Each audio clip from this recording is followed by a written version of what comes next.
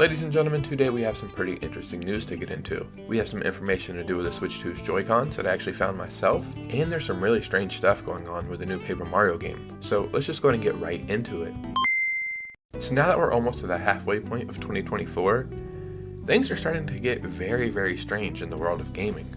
And it's not just Nintendo. PlayStation has some weird stuff, Xbox has some weird stuff, but we're here to talk about Nintendo, and I just don't even know what to think anymore. So before we get started, if you could, hit a like and subscribe. We are finally on our way to 10,000 subscribers, guys. Thank you so much for the support.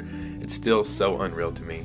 And let's just go ahead and get right into this video. So now at this point, we've had multiple Switch 2 leaks come out, and we've seen a bunch of the same leaks kind of come out from multiple places, and it kind of makes you think, okay, if we see all these different publications or people saying this, there's a good chance that that's going to happen. As always, nothing is set in stone and take everything with a grain of salt, but the Switch 2 Joy-Cons, they have to be different. I made a video before about all the things I don't like about this Switch, and the Joy-Cons are one of them. Like, Joy-Con drift is one thing, but the way they slide on with those little rails, I think it's kind of flimsy, and you can kind of move the Joy-Con even when it's attached. So now there's a rumor that it's going to attach magnetically, and that's really cool. But what about the actual thumbstick? Well, ladies and gentlemen, look at this patent right here. As you can see, it's strictly titled controller. I've used a controller before, maybe you have too. So normally when a patent is published, say for today, it might have been filed a year or two ago. And if that was the case, that was probably for the Switch. But this patent was published on the 16th, but it was filed January 24th. This definitely would not be for the Nintendo Switch. No possibility. This is the interworkings of this new Joy-Con. It looks like something out of a science fiction movie. This actually looks like a UFO.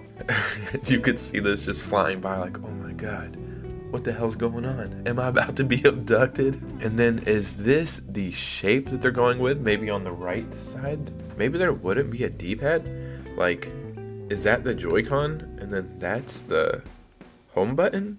Maybe they haven't showed off these buttons yet on there. That's exactly what I think we're looking at. I don't think this is the final shape, but I think this would be the home button, this is the thumbstick, and then these buttons would be right above there. So maybe they don't want to show off that part yet.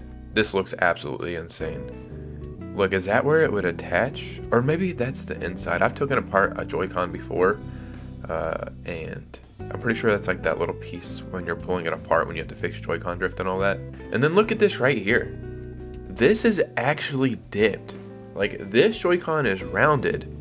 That one is dipped. I think I have my PS5 controller right here.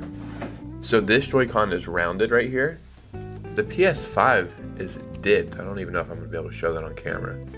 And that's exactly what this thumbstick is right here. It's dipped in, which I would actually prefer. And then they're showing more stuff internally.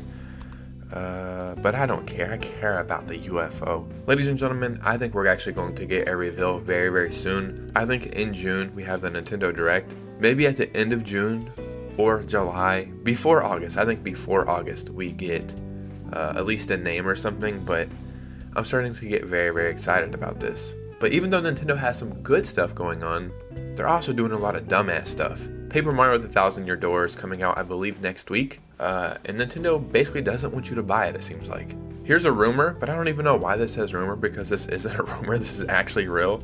Paper Mario the 1,000-Year Door pre-orders are being canceled. You can see thousands of people who bought this game from multiple retailers saying that their pre-orders are being canceled. Like, this is Nintendo, you know that they can make 1 million copies. And all these retailers would love to sell the games, so I don't see what the issue is. I'm not going to get into this big article right here because they're just stretching out what I'm telling you now. But it's even worse than that. Not only are pre-orders being canceled, according to Walmart, Nintendo isn't allowing stores to sell Paper Mario the 1,000-Year Door remake physically online. So me, I don't even pre-order games. It's not because I don't trust the developers or publishers or anything like that. I just don't really care that much. It's never been a thing that I've done. I can just go buy the game day one in store, you know what I mean? I like to buy my stuff physically anyway, so I'm probably going to walk into the store and get it whenever I want. But there is tons of people who go online and buy games physically and have them sent to their house. This is absolutely insane. Let's just read it one more time. Nintendo isn't allowing stores to sell the Paper Mario the 1,000-Year Door remake physically online. Look, conspiracy, they didn't spell 1,000 right. Is this even real? Are you even real? Is any of this real? So there's two reasons why I think Nintendo could be doing this. One, I don't think physical Switch game sales have been that good this year. Like, let's look at the 3 big Nintendo games that have released this year so far. We have Mario vs. Donkey Kong, Princess Peach Showtime, and Mario RPG.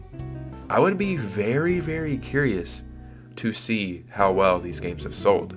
So I just beat Mario RPG, I think, last week, and I absolutely loved it.